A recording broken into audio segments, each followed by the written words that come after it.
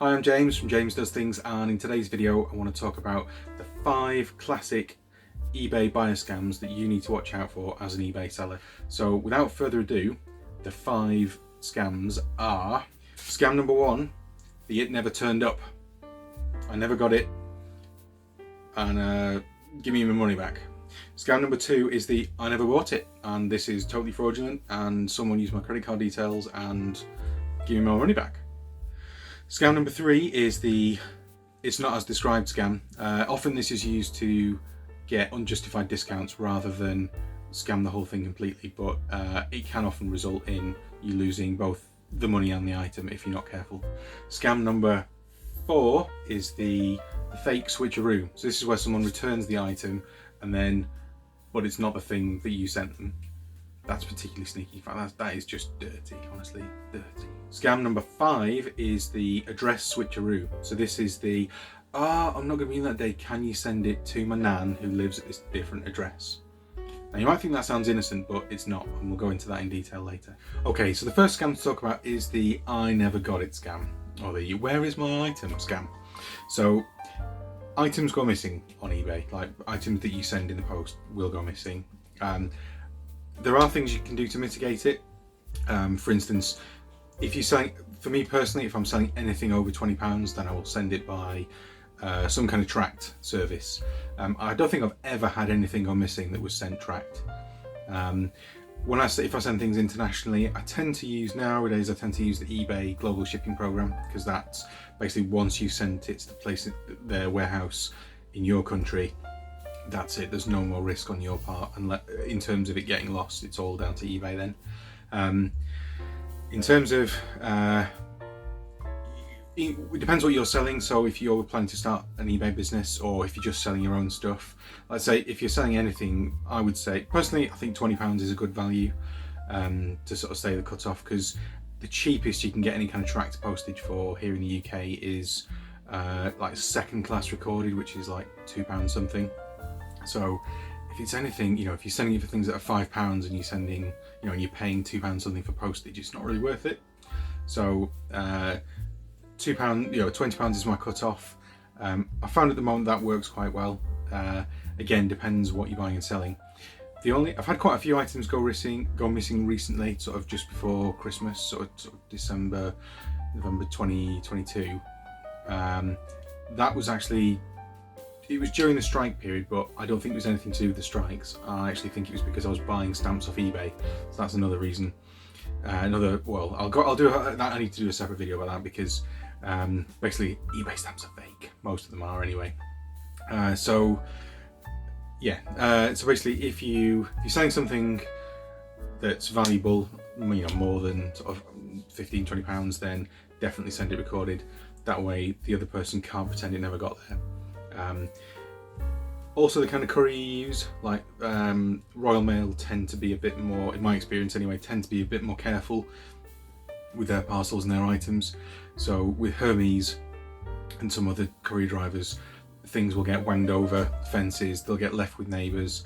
Our local face group is just full of posts saying, has anyone seen my item? They've said it's been delivered, and all I've got is this photograph of somebody's flip-flops and a dressing gown. Do you recognise this toenail varnish? Is this you? Have you got my parcel?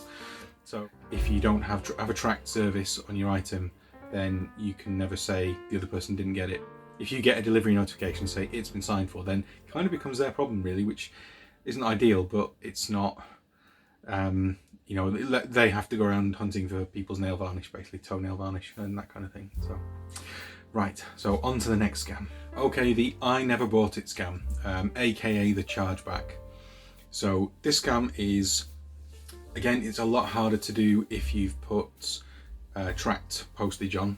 So if you've had a tracked shipment, certain companies you'll see online, not so much eBay, but certain other companies where because they're so wary of chargebacks, because credit cards in particular and debit cards offer this service where basically if you've been scammed, or scammed, you can say to your credit card company, I've been scammed and this transaction wasn't real, my identity was stolen, claim that money back, and they will. and all they say to you is the person on the other end of this transaction is going to get that money taken off them. They have a right to challenge it, and if they do, those funds will be on hold. But they actually give you, as the buyer, the money back pretty quickly. I had to use it once. During the pandemic when I ordered something and then cancelled it, and Sports Direct were like, "No, nobody cancels," and it's a long story. But basically, they said, "Yeah, we've got it in stock, no probs. You can have it next week," and it was hundreds of pounds. And they went, "Oh, sorry, you've got to wait 3 months yourself." No cancellations, basically, or yeah, you can cancel. Just email this thing that no one's listening to. So yeah. Anyway, the point is, I have done it, and legitimately, and they do give you money back straight away. And all they say is, the person on the other end of this can challenge it. So there isn't a lot to lose, I don't think. Yeah, there's not much of a deterrent to stop people from doing this, really, because it's they get the money back almost straight away. So if you ever deal with companies, for instance, I used to buy a lot of like silver coins and from like bullion companies and stuff, and it's only bank transfer there. If you say credit card, PayPal, it was like not interested, jog on. So and you see it with quite a few companies. We had our boiler not very well repaired at all a few weeks ago, last week, I won't even go into it, but again, not interested in, just won't even talk to you about PayPal or anything. There was like a finance option, so they've got some finance company if you can't afford a new boiler there and then, but otherwise it's bank transfer or nothing. So yeah, so basically lots of companies suffer with this, and it's more likely to happen for more valuable stuff, and the only way to combat it really is to track your postage, and this can happen anytime after, like, I think 6 months after the transaction as well. Credit cards will. So you've got to really keep your details. So when I sell phones or anything like that, I keep all the information about who I sold it to, the postage receipts, that kind of thing. So yeah, the only way around it, really, the only safeguard is track postage. When the case when I sold a necklace to someone and they did a chargeback on me, I think out of the £23 I got something like £5 back, because I said I sold this fair and square. It went to the person gave me feedback, I've got this thing, they said they liked it, this is a scam, and I showed the address and everything, but they didn't get all the money back, but they got most of it. When I was on the other end, when I did the chargeback on Sports Direct, I got all the money. They didn't even challenge it, because they were just basically hoping that I wouldn't bother. And that's the kind of, on the law of averages, most people, or a lot of people, won't bother doing what I did. They won't go to the extent that I did, and they make their sale, they make their profit. So yeah, businesses are aware of it, but if you're going to sell things on eBay, just make sure, basically, let's say if you're selling a phone or a laptop, something like that, just make sure you send it by tracked postage, and that's the only way to mitigate it, really. Okay, the third scam is the not as described scam. So something you need to know as an eBay seller is eBay's business model depends massively on buyer confidence, and the fact that buyers, because once upon a time, I remember when eBay was just starting up and people were kind of a bit wary of it, and they heard about scams and people have been scammed on this and scammed on that.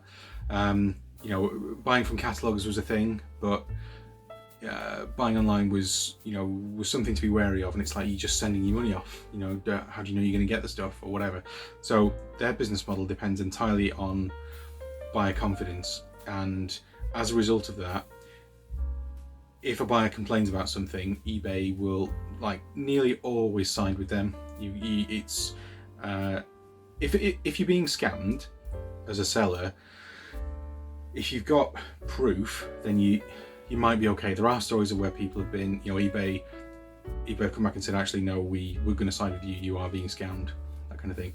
But it's a lot more common to be for buyers, but for sellers just to get stitched up, because buyers game the system and they know that the not as described rule is basically, it doesn't matter what you've put in your description, whether you've put no returns. The not as described just basically gets rid of all that. So even if you're selling as a private seller where you don't have to do free returns or you don't have to offer returns on your product, literally someone, doesn't matter if you described it really well, they can find one tiny thing that's very subjective. So this is in bad condition, you've said it's in okay condition. Oh, it's terrible. They can just say, oh, it's really terrible, oh, I hate it, and I want to send it back.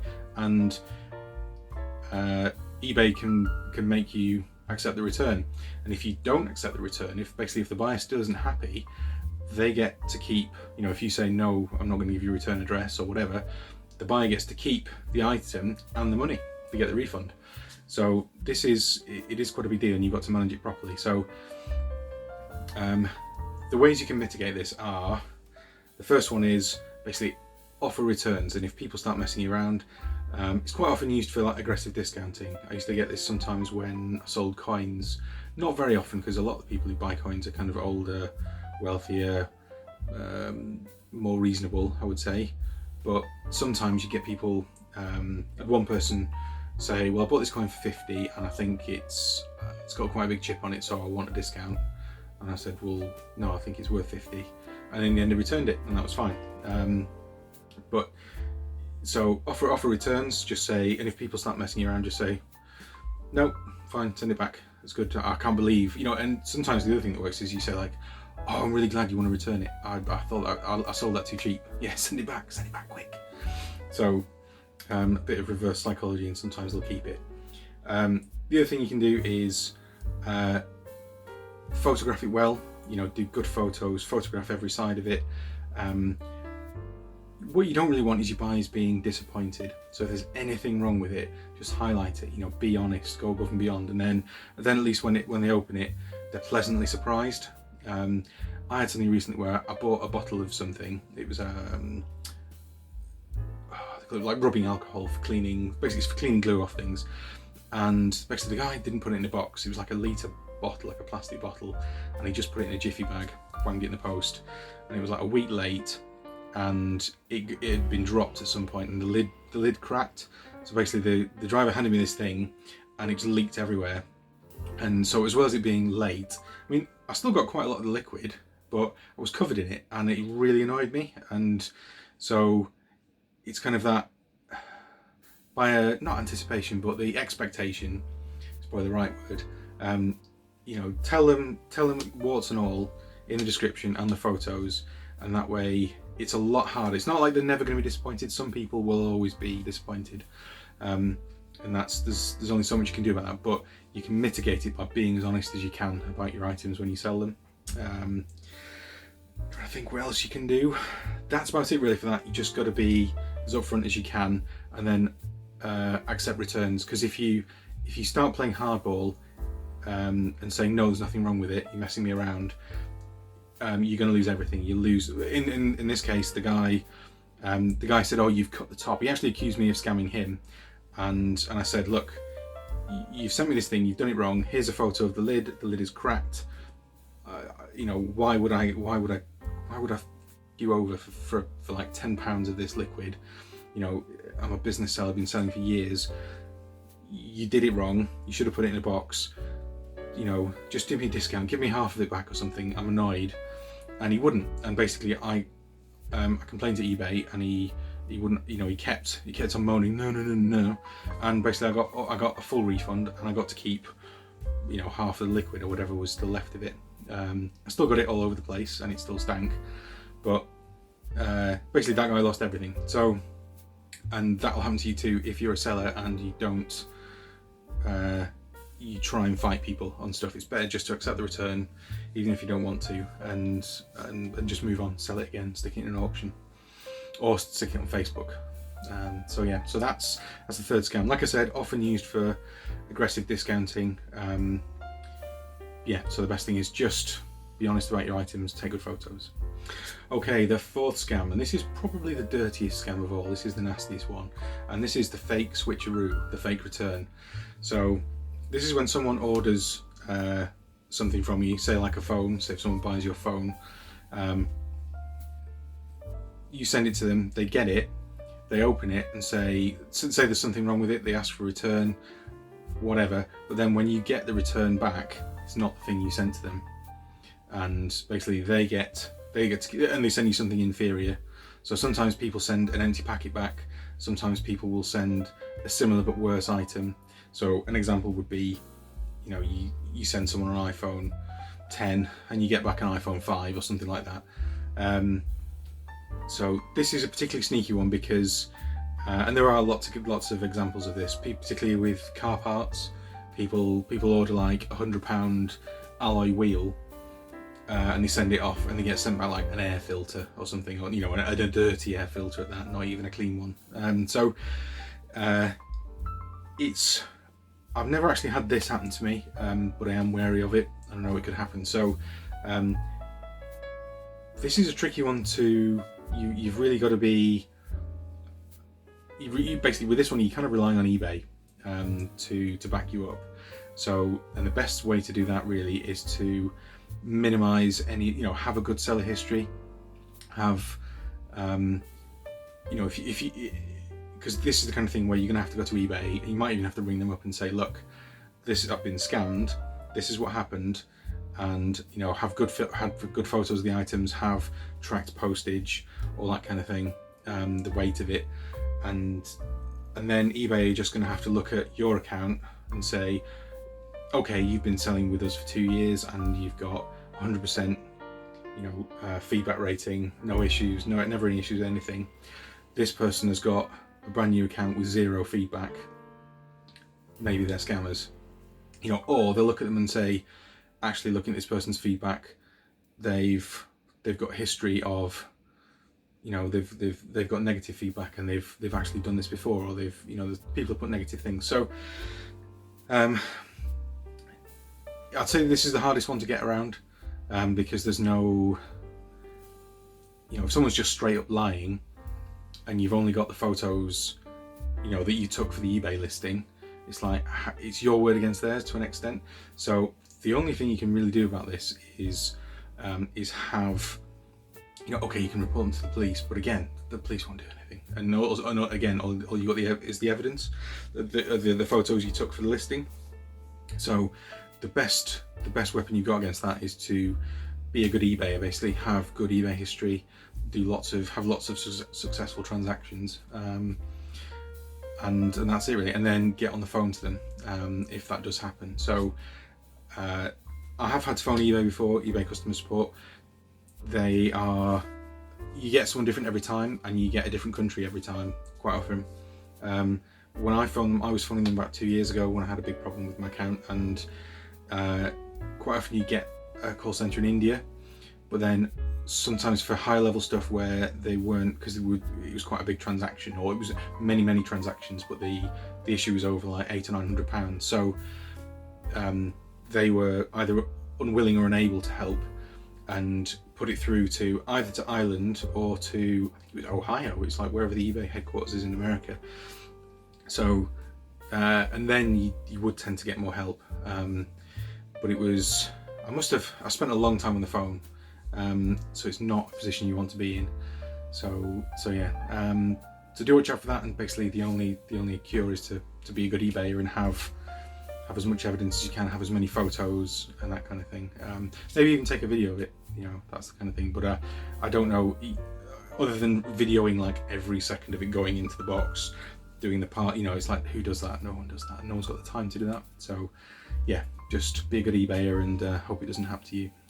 Okay, the 5th eBay buyer scam is the address switcheroo. This is the either I've moved house and I've sent it to my old address, or I won't be in, can you send it to my mum or my nan or something like that, or to my friend, or to my office address.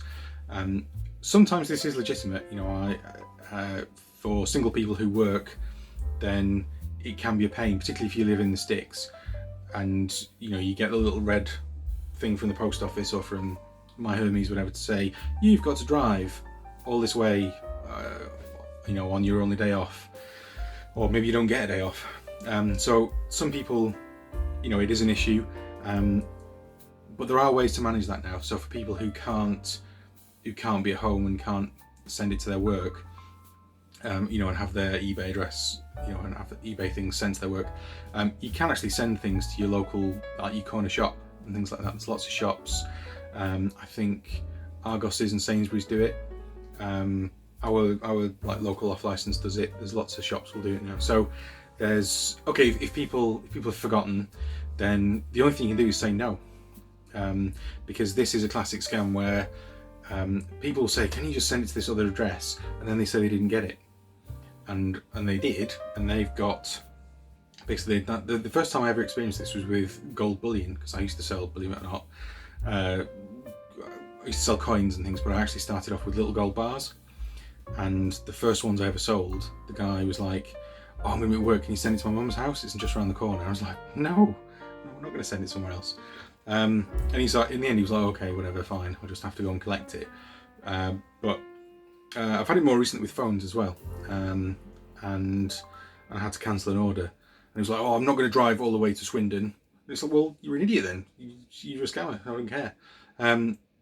So basically, if you send it to an address that's not the address within eBay, you've got no comeback. So that person can then very easily, after 2-3 days, say, my item has not arrived, where is my item? And you can say, well, I've sent it here.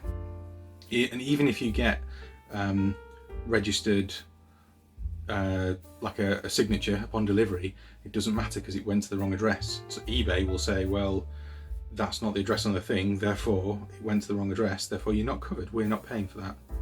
And Royal Mail won't pay for that either, because they'll say, well, it was delivered, we don't care, you know, we did our job. And eBay will say, I don't care, it was delivered, it wasn't delivered to the right address, and you will end up with nothing, and the buyer will end up with your item and your money. So I'd say this is one of the sneakier ones. It's not as dirty as the switcheroo, which is just really nasty, but this one is it's often done in a, oh, please, can you help me out? You know, the sympathy, they get people's sympathy. Oh, can you help me out because I'm going to be this, and I've got mum's in hospital, blah, blah, blah. Can you just do this, you know, can you help me out by sending it to this other address? And you just got to say, no, I'm sorry. You know, for insurance purposes, it's not covered. Well, neither of us will be covered. That's the only thing you can say to calm people down is, neither of us will be covered if it gets lost. And that's all you can do. So, that's it. I'm sure there are more scams. I'm going to do a seller scams soon, because I think that's a bigger one for more people buy than sell. If you've ever had any of these scams or variations on them, please let me know in the comments. If you think that I've missed some, please let me know and maybe I'll do another video.